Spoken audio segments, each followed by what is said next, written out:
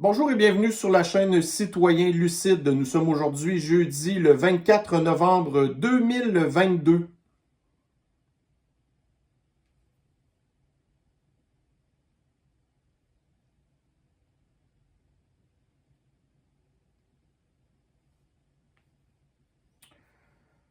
Débutons notre petite revue de l'actualité aujourd'hui avec une nouvelle qui est parue hier ou avant-hier, en tout cas parce que là, hier, bref, j'avais de la visite, puis là, c'était pas je pouvais pas faire ma revue de l'actualité, là. Alors, on va se reprendre un petit peu sur des nouvelles qui sont parues de ça pas très longtemps, mais qui sont bien entendu toujours importantes.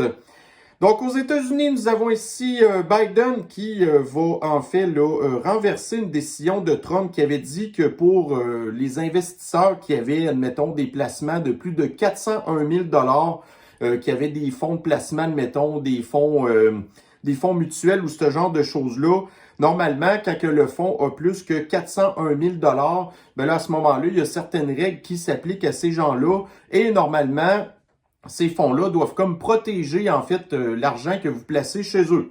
Mais là, l'affaire, c'est que Biden, lui, veut comme renverser ça, d'enlever cette espèce de garantie que l'argent qui va être placé par les épargnants, que ce soit pour leur fonds de retraite ou quelque chose comme ça, normalement, ben, on s'attend à ce qu'un fonds de pension va, admettons, ou les fonds mutuels, avoir une certaine sécurité de vous offrir un rendement maximal. Et on le sait très bien que, un des secteurs qui continue de donner des assez bons rendements ces derniers mois, du moins, malgré la crise économique qu'on a, qui est provoquée par eux d'ailleurs, si vous voulez un bon rendement, ça vous prend dans votre portefeuille de l'argent des compagnies pétrolières. Alors que le restant, si vous avez de l'argent placé, par exemple, dans les entreprises informatiques, ou en tout cas, tu sais, ce qu'on appelle là, le Standard & Poor's 500, qui, c'est beaucoup là-dedans des compagnies comme, tu sais, Meta, Facebook, justement dans le temps Twitter, bref, tout genre, même Zoom d'ailleurs. Donc, c'est des entreprises informatiques qui ont perdu, tu sais, plus que la moitié, en fait, là, de leur valeur, OK? Alors là, tu sais, normalement, il faut que les entreprises qui placent votre argent vous donnent du rendement. Fait que si votre fonds de pension est tout placé dans des entreprises informatiques, ben là, attendez-vous pas d'avoir un super de gros rendement. Mais là, l'affaire, c'est que, pour satisfaire les apocalyptiens du climat, les gens qui veulent instaurer le communisme, les gens qui veulent détruire le capitalisme, ben là, idéalement, puis en plus, pour sauver la planète, ben là, dans le fond, maintenant, les fonds communs, ainsi de suite, vont avoir le droit d'investir massivement votre argent dans des entreprises qui, en bout de ligne, vont absolument vous donner aucun rendement. T'sais, on va prendre, admettons, au Québec, là, je vous en ai parlé à plusieurs reprises, Lyon, OK? Les autobus Lyon, les camions Lyon, là. Donc, en fait, si on regarde, l'action, depuis quand est-ce que Lyon est rentré en bourse, et le cours de l'action maintenant, ben, les gens ont perdu énormément d'argent. Mais parce que Lyon, c'est électrique puis ça veut sauver la planète, ben là, vous auriez, admettons, que cette loi-là passait ici au Québec, ben vous auriez, admettons, la Caisse de dépôt et de placement qui pourrait investir énormément d'argent dans cette entreprise-là, OK? Et en bout de ligne, ben vous auriez absolument aucun rendement et vous perdriez tout votre argent. Alors, ça va aussi chercher l'histoire là, de l'espèce il y a une espèce de norme là, qui s'appelle ESG, OK? Ça, c'est comme une façon de classifier une entreprise en fonction de si elle est suffisamment woke, si elle est suffisamment communiste, si elle veut suffisamment sauver la planète, ce genre de choses-là.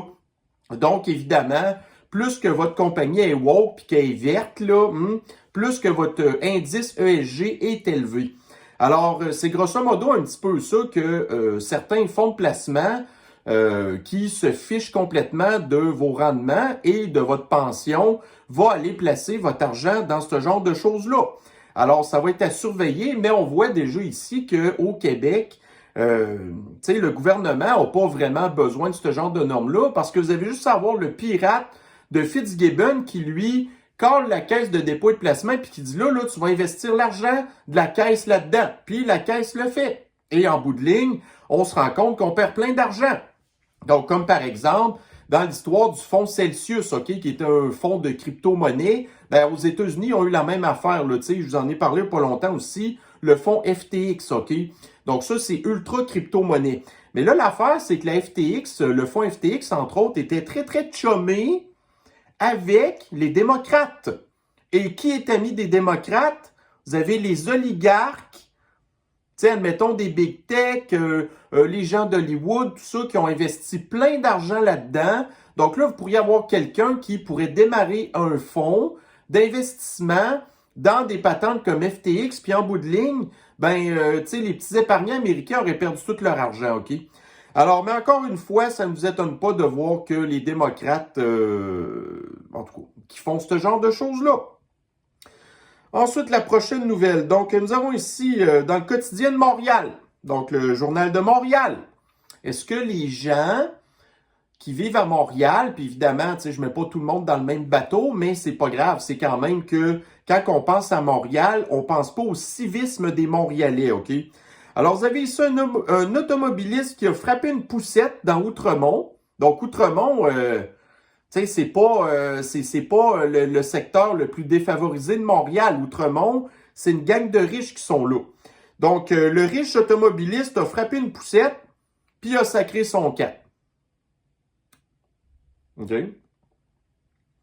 Ensuite de ça, bon, ici, dans Radio-Canada, donc, prévoir une deuxième vie pour les 800 000 tonnes de panneaux solaires destinés aux dépotoirs. Alors, moi, je le sais que ça va être une catastrophe environnementale à venir, cette affaire-là, puis probablement que vous aussi, c'est ce que vous pensez, OK? Donc, bien sûr que plus qu'on va se tourner vers les histoires des coupes-gorges pour oiseaux, puis les panneaux solaires fabriqués en Chine, la plupart de ces affaires-là sont pas du tout recyclables, OK? On n'a pas les infrastructures pour gérer ça. Et puis, tu sais, on parle de deuxième vie ici, là. Donc, il parle entre autres qu'il y a une entreprise, je pense une entreprise québécoise, je sais pas trop, qui se spécialise en fait là de tester les panneaux solaires pour voir s'ils fonctionnent encore bien puis qu'ils pourraient peut-être pas être réutilisés pour d'autres affaires. Donc là, ils se rendent compte d'ailleurs là-dedans, dans l'article, ils en parlent qu'il y a des panneaux solaires qui sont super top-notch, mais l'affaire, c'est pas parce que c'est des panneaux solaires qui ont été utilisés, qui fonctionnent encore, c'était parce que c'était des panneaux solaires flambant neufs, OK? Après ça, les autres panneaux solaires, ben tu sais, vous avez, admettons, des entreprises américaines qui transforment ces panneaux solaires-là en poussière pour servir, admettons, à faire du revêtement de route ou ce genre de choses-là. Tu sais, moi, personnellement, je vois pas vraiment qu'est-ce qui est de très positif là-dedans, là. Alors, justement, je pense que j'avais d'autres articles que j'ai partagés là-dedans. Donc, dans Radio-Canada, transition énergétique, des milliers de tonnes de nouveaux déchets, là, puis que ça va être géré par Recycle Québec. Recycle Québec qui est déjà même pas capable de recycler nos déchets, des gens partant. Puis là, il va falloir que ce soit ces gens-là qui soient responsables de gérer des déchets assez particuliers, mettons. Fait que là, ce qu'ils veulent faire, ça va être comme de redonner le fardeau aux entreprises qui vendent ces choses-là, de devoir s'occuper du recyclage à la fin utile de ces patentes-là. Mais là, prenez par exemple des panneaux solaires qui durent en moyenne une dizaine ou une vingtaine d'années. Donc là, ça veut dire que la compagnie va devoir recycler les patentes au bout de 10-20 ans. Qu'est-ce qui nous assure que ces entreprises-là, qui sont pas rentables, OK, vont encore exister dans 10-20 ans puis qui vont s'occuper de recycler ces affaires-là? OK? Pareil, admettons, avec les éoliennes. Donc, on parle ici d'une durée de vie d'à peu près 20-25 ans. Alors qu'un barrage hydroélectrique, ça peut durer tant et aussi longtemps que vous l'entretenez. Mais non! On va continuer d'acheter des panneaux solaires aux Chinois puis de mettre des coupes-gorges pour oiseaux qui font du courant quand ça leur tente que Mère Nature nous donne du vent.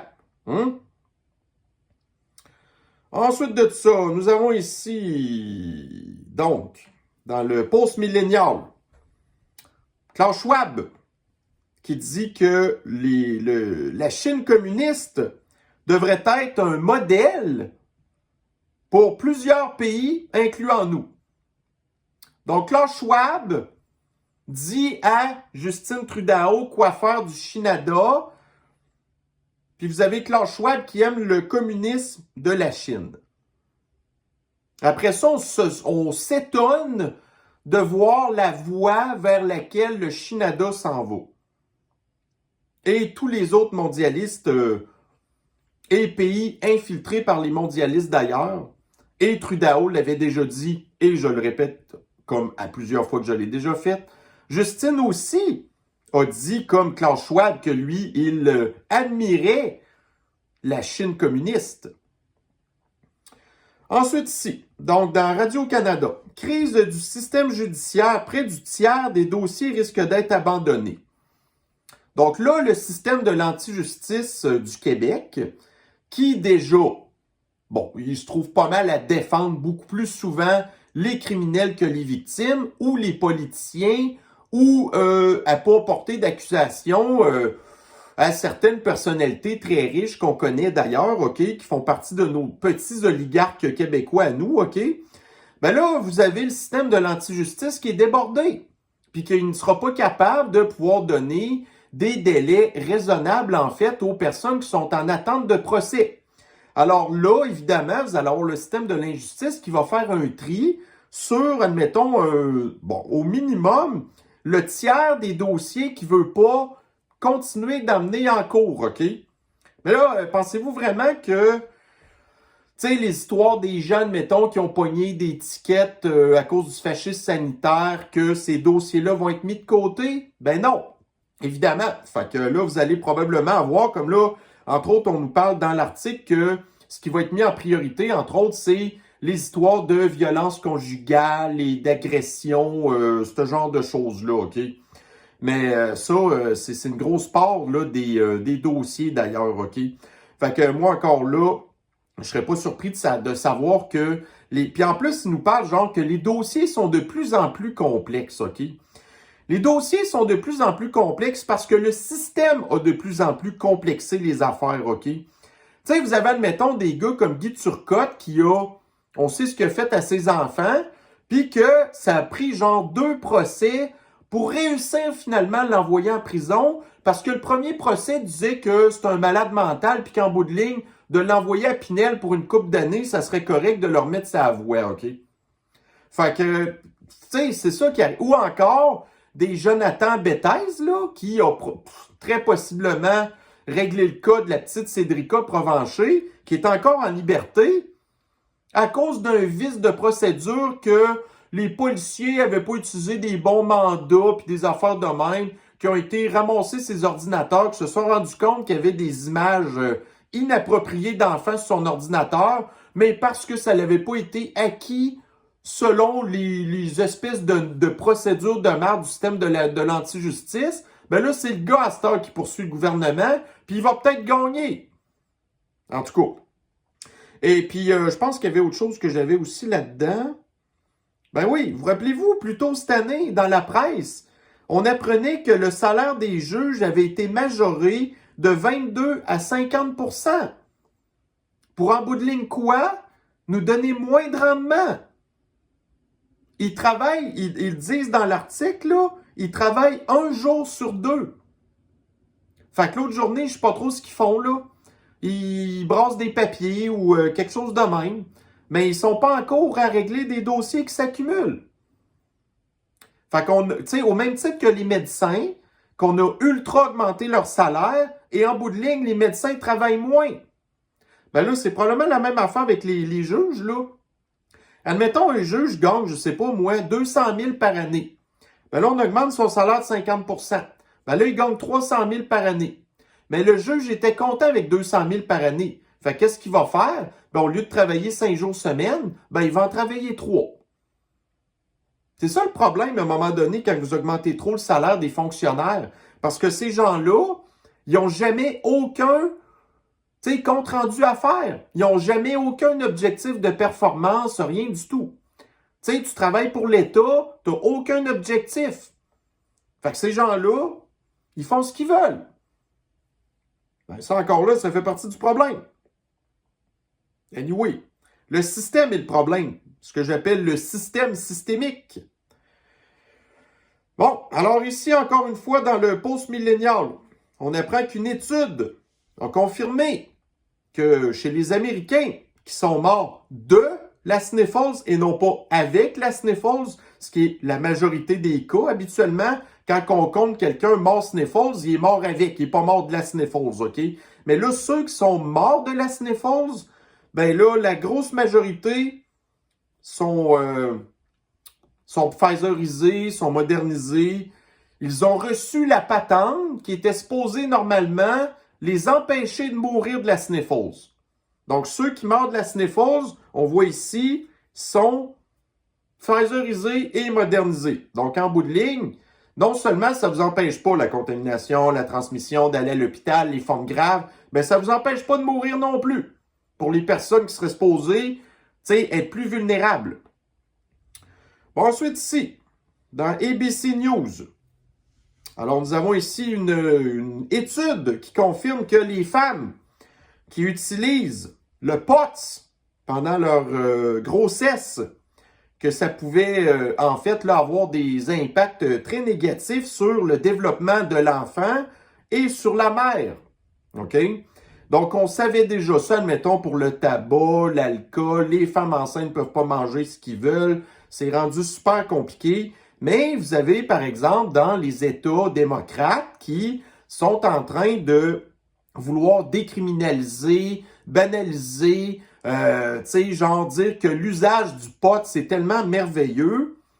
Ben là, vous avez des femmes enceintes qui utilisent ça. Puis là, après ça, ben qu'est-ce que ça fait? Ben, c'est pas bon pour les enfants. Parce que l'extrême gauche déteste les enfants. Parce qu'ils détruisent la planète. Donc ici, dans le 20 minutes, Île-de-France, ça c'est Paris, ça. Les jeunes femmes principales victimes des atteintes sexistes et sexuelles dans les transports en commun. Rappelez-vous ce qu'Emmanuel Macron a dit, qu'est-ce que Gérald Darmanin a dit, que plus de 50% de la violence dans les grandes villes, surtout Paris, c'était à cause des étrangers. Donc, on voit que le mondialisme et la théorie du grand remplacement, en bout de ligne, qui sont les premières victimes? Les femmes. Et après ça, on se surprend que les femmes ne veulent plus nécessairement prendre les transports en commun parce qu'ils se font tout le temps chaler par une bande de sarrasins ou bien de personnes qui viennent de l'Afrique parce qu'elles ont peur pour elles puis ils se font agresser. OK? Dans les transports en commun en plus.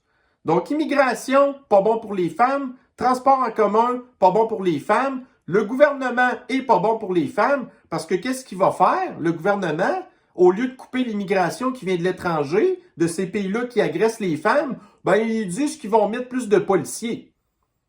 En bout de ligne, c'est qui vous pensez qui va se faire arrêter par ces policiers-là? Les étrangers? Ben non.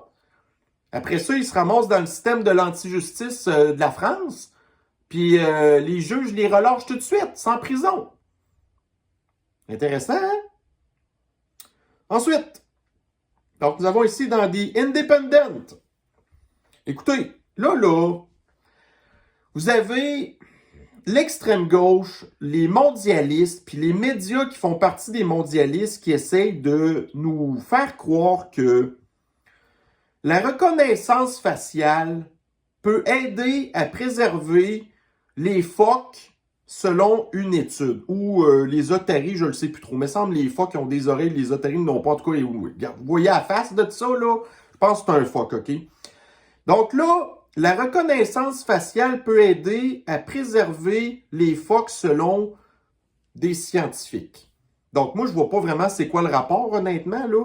Mais, tu sais, en fait, là, vous allez avoir les gens qui lisent ces affaires-là, puis qui vont dire « Ah ouais, mais c'est une bonne affaire, la reconnaissance faciale. » Puis là, quelques mois plus tard, là, vous allez avoir les mêmes médias de l'extrême gauche qui défendent les mondialistes qui vont essayer de vendre la reconnaissance faciale pour aussi l'humanité, OK?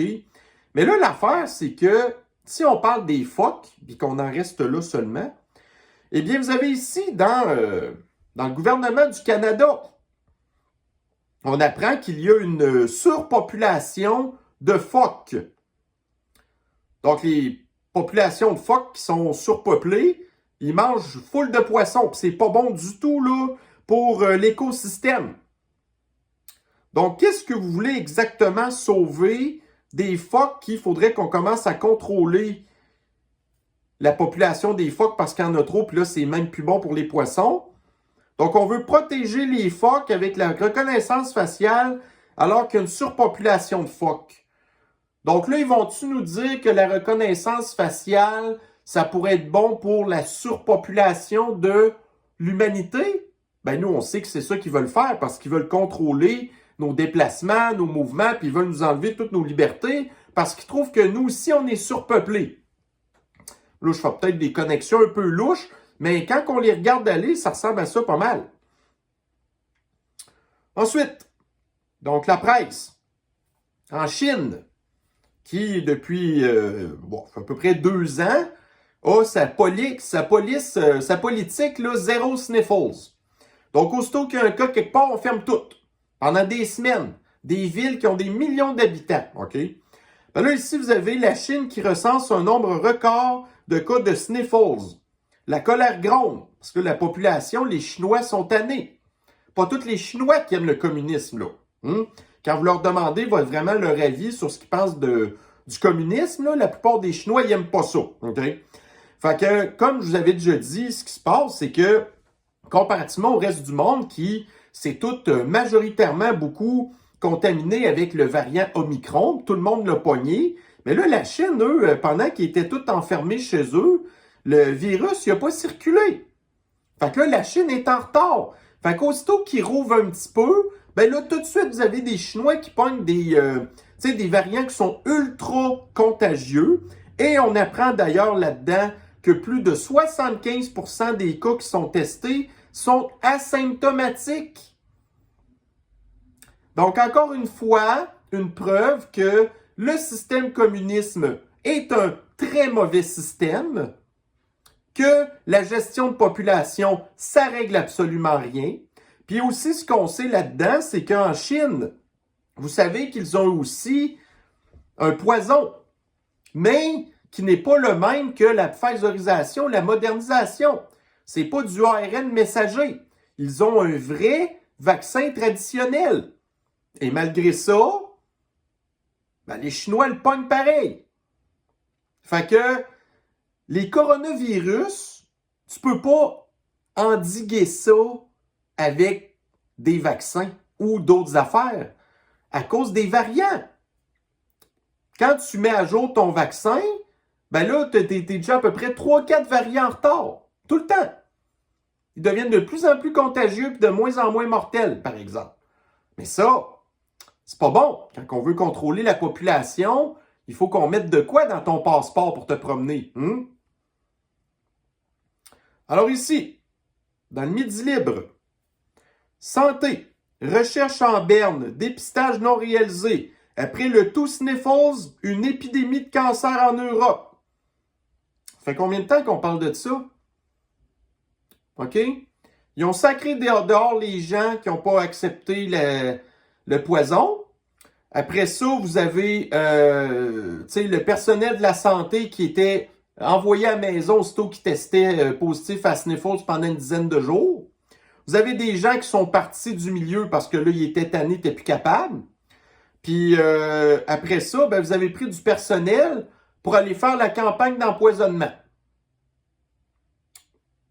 Puis tout ce qui intéressait Big Pharma, c'était de développer le nouveau poison qui savait que ça allait leur donner plein d'argent. Fait que pendant ce temps-là, ben là, vous avez eu le délestage, les listes d'attente qui ont allongé, les gens qui avaient peur, qui ne voulaient pas aller à l'hôpital parce que là, ils pensaient qu'elle allait pogner à sniffles, fait que là, ils n'allaient pas à l'hôpital. Donc là, il y a des gens à cette heure qui... ben c'est ça, on n'a pas détecté leur cancer. Puis là, quand il arrive, il est trop tard. Donc l'empoisonnement, les gens qui n'ont pas été traités, les cancers, les gens qui sont devenus obèses à cause de la sédentarisation, tout ça fait toute partie de la même façon pour, voyez-vous, là, faire de la dépopulation. Ça ne va pas se faire seulement par le poison. Ça se fait avec toutes ces affaires-là mises ensemble. Ensuite, Journal de Montréal, quand on parle de système d'antijustice. Donc, vous vous souvenez, à Montréal, c'est pas l'été passé, je pense que c'est l'autre, là, l'espèce de déboulonnage, puis ça, j'en ai parlé encore il n'y a pas longtemps, la statue du premier ministre McDonald. OK? Donc, ça a été filmé par des dizaines, c'est pas des centaines de gens. On est capable de savoir qui a fait ça.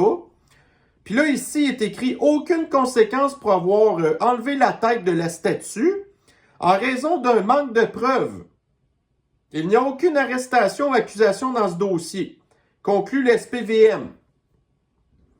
Donc, vous avez la CIA de Trudeau, le CRS et la GRC qui n'ont pas eu de problème d'infiltrer le mouvement des camionneurs avec des espions, d'accumuler plein de preuves, mais ils n'ont même pas été capables de rentrer des espions dans les mouvements de déboulonnage des statuts parce qu'évidemment, c'est les antifas, c'est des communistes, c'est des woke. Ces gens-là sont protégés par le système.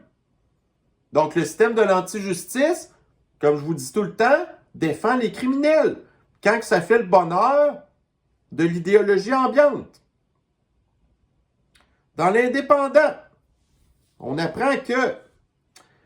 Donc, c'est une Karine Lacombe qu'elle s'appelle, elle-là. Ça, c'est l'espèce de folle là, qui était complètement obsédée par Didier Raoult, OK? Et en bout de ligne, vous avez Didier Raoult qui l'a poursuivi pour diffamation, OK? Donc, encore une fois, le système de l'antijustice, puis, tu sais, peu importe tout ce que c'est en Occident, le système de l'antijustice, il est aussi tout croche, OK? Donc là, on nous dit ici que Didier Raoult perd son procès en diffamation, OK? Mais ils font croire que c'est Didier Raoult qui a perdu. Mais en bout de ligne, il n'a pas perdu.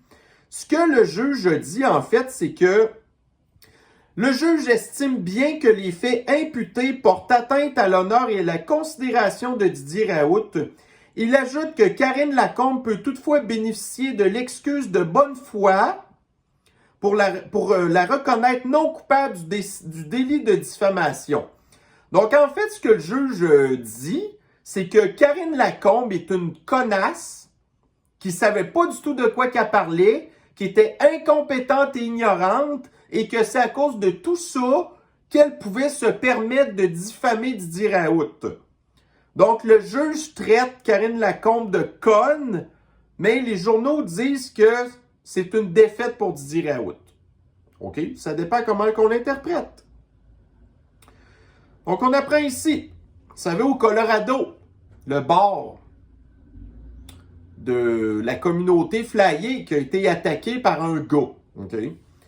Donc, on apprend, en bout de ligne, que la personne en question n'est pas un homme, mais la personne fait partie elle-même de la communauté flyée.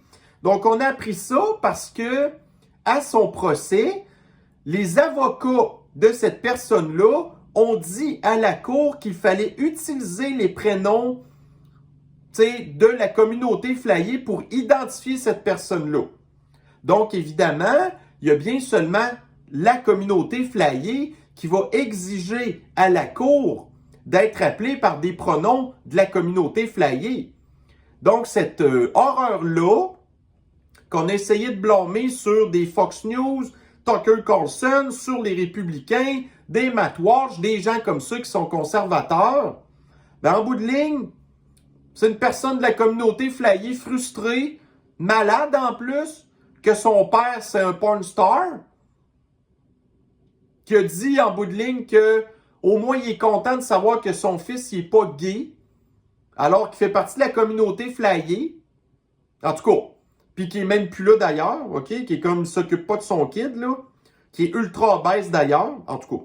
Fait que là, vous avez ici CNN qui, quand ils ont su que la personne en question voulait être appelée par les prénoms de la communauté flyée, ben là, vous avez les présentateurs de CNN qui ont dit « Oh non, là, ça marche pas de même. Là, cette personne-là, ce gars-là, a en fait attaqué la communauté flyée, Puis là, il sert de la communauté flyée pour... Ben, il n'a pas le droit d'utiliser les pronoms de la communauté flyée. Mais nous, quand on voit un dude qui n'a pas l'air d'une femme pantoute, là, puis qui demande de se faire traiter de femme, alors qu'il n'est pas du tout une femme, puis que nous, on dit, voyons, il nous niaise, là. Puis là, ben là, t'es transphobique. Ah bon? Ben là, nous avons ici CNN qui, en bout de ligne, vient de ramener la science en avant-plan. Comme quoi qu'on ne peut pas commencer à jouer avec les genres quand ça nous tente. Mais nous, c'est ça qu'on dit depuis que la communauté flyée prend un peu trop de place dans la place publique, hein? Mais c'est pas tout. Vous avez ici d'autres articles que j'ai mis, entre autres. Vous avez une femme à Washington qui avait callé Uber Eats. OK? Puis là, en bout de ligne, elle n'a pas reçu le service qu'elle s'attendait d'avoir. Et elle a traité le chauffeur du mot en haine, que je peux vraiment pas du tout dire, de retourne dans ton pays, de ainsi de suite, toutes sortes d'affaires. Mais ça, c'est à Washington. Une des villes les plus woke et les plus extrêmes gauchistes qu'il n'y a pas. Mais là, parce que la Karen de Washington n'était pas contente de son service, aussitôt que madame est fâchée, ah ben là, tout de suite, elle traite le gars de tout et non. Que nous, on n'a pas le droit d'utiliser ces mots-là. Ensuite de ça, vous avez ici, ça c'est à New York. On vous a peut-être entendu parler de ça. Un bar, encore une fois, qui fait partie de la communauté flyée. Ça faisait 3 fois que le bar il était comme attaqué par un type. OK? Puis là, sa dernière attaque, le gars, il a garoché une brique dans la fenêtre. Mais là, l'affaire, c'est qu'il y avait une caméra qui l'a pogné, le gars. Puis la police de New York a réussi à le trouver, le gars. Et comme par hasard, le gars fait partie de la communauté flyée. Il était frustré d'une femme qui est une amie d'un ami à lui, patati patata. Mais le gars fait partie de la communauté flyée. Et au début, quand c'est arrivé, on a encore voulu blâmer même personne. Ensuite de ça, vous avez eu, ça c'est dans l'État de la Virginie. Il y a eu encore là des gens qui ont perdu la vie dans un Walmart. OK? Qui a fait ça? Ben, ça vaut la peine que je vous ouvre l'image, là, parce que je ne peux pas le dire. Mais voyez-vous l'image? Pourquoi est-ce qu'on blâme tout le temps les suprémacistes blancs, les républicains, les Tucker Carlson? Le gars, il était fâché. Il se faisait pas, il recevait pas. En tout cas, il trouvait que son employeur le traitait pas bien. Fait qu'il est allé se venger sur ses collègues à la place. Le gars, est-ce que vous n'entendez beaucoup parler de ça? Non. Vous avez les médias de l'extrême gauche qui continuent, par exemple, encore à parler de l'histoire qui est arrivée dans le bar du Colorado avec le gars qui fait partie de la communauté flyée, mais que là, ils disent qu'il fait pas partie de la communauté flyée parce qu'il n'aime pas la face. Fait que là, cette histoire-là, ben là, ça, c'est enterré parce que le gars, il est pas en bonne couleur. Donc, voyez-vous encore où est-ce que toutes ces affaires-là se passent? Voyez-vous, dans le milieu, là, vous avez CO. Ça, c'est la carte électorale des États-Unis aux midterms, OK? Les dernières midterms. Donc, dans le milieu, un petit peu là, vers votre gauche, vous avez CO. Ça veut dire Colorado. Le Colorado est un État bleu démocrate. OK? Là, après ça, vous avez le gars que je viens de vous parler du Walmart en Virginie. Donc là, j'ai besoin, par exemple, de vous montrer une autre carte parce que les élections, c'est un peu spécial. Donc, on a dit que le gars est en Virginie. La Virginie, c'est VA. C'est un État bleu. Encore un État démocrate. OK? Fait qu'on blâme tout le temps la violence dans les États rouges, alors qu'en bout de ligne, c'est les États bleus. Puis le gars, avec son histoire de briques, dans le bord de la communauté flyée à New York, pensez-vous que New York, c'est républicain, ça? Ensuite, bon, le soleil. La viande de laboratoire à nos portes. Fait que quand que je vous disais tantôt, les fonds d'investissement qui vont placer votre argent dans des histoires là, qui n'ont pas d'allure, là, ben c'est ça. Là, vous avez des compagnies ici, comme ça, là, la viande de laboratoire. On apprend d'ailleurs que c'est une entreprise de Californie. On est-tu étonné de ça? Non. La Californie, c'est un État bleu d'ailleurs, qui est très woke d'ailleurs. Alors, donc vous avez le soleil qui fait la promotion de ça. La viande grossit dans des laboratoires. Fait que là, vous allez avoir des fonds d'investissement qui vont investir votre argent là-dedans sans votre consentement dans des histoires comme ça qui, en bout de ligne, qu'est-ce que ça va donner? Vous connaissez Beyond Meat. Alors, quand que je vous parlais là, des entreprises qui ont perdu énormément de rendement dans la dernière année, ben, vous avez Beyond Meat qui est parti d'à peu près 75 $ à environ, je sais pas, 8 piastres. Donc, les fonds d'investissement vont aller dans des entreprises comme ça. Les gens ne vont pas en acheter et vous allez perdre votre argent. Bon, ici, Shirley Dorismont. Vous vous souvenez? C'est la Noire qui a été séduite par Fasciste Legault. OK? Qui pourtant, un an avant, traitait Fasciste Legault de tout et non. Mais là, elle, on lui a offert un poste maintenant. Donc, Shirley Dorismont, quand on a vu les nominations des ministres, là, dernièrement, Shirley Dorismont n'est pas nulle part. Elle était supposée servir à améliorer le système de l'antisanté. Shirley Dorismont n'est pas nulle part. Mais là, aujourd'hui, vous avez Shirley Dorismont qui était tout contente de dire qu'elle avait été se faire possiblement sa 3e dose pour la Sniffles. Et elle en a profité dans l'autre bras de prendre aussi le vaccin de la grippe qui, l'aveu même de Bill Gates, qui lui est un expert en tout, dit que le vaccin de la grippe, c'est pas efficace à plus qu'à peu près 40-45 %. Donc elle nous invite à aller faire ça. Ben, écoutez, on lui a donné 100 000 $ par année, un compte de dépenses, puis tout ce qu'elle a à faire, c'est d'accepter tout ce que son colonisateur de patriarche suprémaciste blanc lui dit de faire. Parce que la corruption, c'est pas une question de race. C'est une question de nature humaine et de faiblesse. Ensuite, vous avez ici un gars que je connais pas, là. Mais c'est pas grave. Moi, je le sais que tu sais, il a de l'air modéré dans ses affaires, mais c'est pas grave. Vous avez ici le gars, il dit, à Québec, une région nordique, le tramway est indéfendable. Je suis d'accord avec lui. Saccager la ville pour ensuite déneiger, déglacer la dalle de béton qui paralyse la circulation. Je suis d'accord avec lui, on veut pas ça. Les bus électriques, plus les trambus, sont la solution. Bruno Marchand, le transfuge doit quitter. L'affaire, c'est que à Québec, il y a eu un projet pilote à un moment donné pendant plusieurs années. Je pense que c'était 2008 à 2011, une affaire de même ici. Donc, vous avez dans le Soleil un article du 2011. Le transport en commun, donc le RTC, retire ses minibus électriques de la route. Parce qu'il pognait en feu, puis il n'était pas fiable.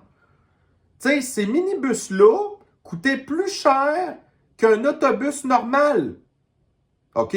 Puis là, la ville a été obligée de les enlever parce qu'ils n'avaient pas été informés que passer 600 cycles de recharge, ben que là, les batteries pouvaient surchauffer puis être plus bonnes. 600 charges, c'est pas beaucoup, là. Ces véhicules-là circulent à tous les jours, 365 jours par année. Ça veut dire qu'au bout de 2 ans, même pas, la batterie est finie. Puis encore, parce que ça, c'était des autobus qui n'avaient pas des grosses autonomies. Donc là, ça voudrait dire que théoriquement, un autobus pourrait peut-être être chargé 2 ou 3 fois par jour. Puis encore là, il y a un délai de temps, mais mettons qu'ils sont rechargés 2 fois par jour. Puis qu'il y a un cycle de recharge de 600. Ça veut dire qu'au bout d'1 an, les batteries de l'autobus sont finies. Combien coûtent les batteries? Si les batteries d'un VUS coûtent à peu près entre 20 et 30 000 $, imaginez-vous combien ça coûte dans un autobus. Fait que le gars dit que les autobus électriques sont la solution. Non. Ici Radio-Canada. Une baisse de fréquence des métros et bus envisagée à Montréal. Fait que ce qu'on apprend, c'est que la STM, puis la patente de, en tout cas, l'agence là, du transport là, de Montréal dit que il manque d'argent parce que l'achalandage n'est plus là. Donc là, vous avez à peu près, depuis l'histoire de la pandémie, vous avez 75% des gens qui sont retournés utiliser le métro parce que la plupart des gens, ils travaillent de la maison à cette heure ou ils ont recommencé à prendre les autos. Fait que là, il manque de financement. Fait que là, la STM, puis en tout cas, la patente du transport dit que, là, ils menacent de baisser l'offre de service parce qu'il manque d'argent. Mais là, ils disent qu'en bout de ligne, ils vont aller quêter plus d'argent au gouvernement. Donc, le réseau, il y a moins d'utilisateurs qu'avant, il est plus déficitaire qu'avant, puis ils veulent demander au gouvernement plus d'argent pour entretenir un système que les gens prennent de moins en moins.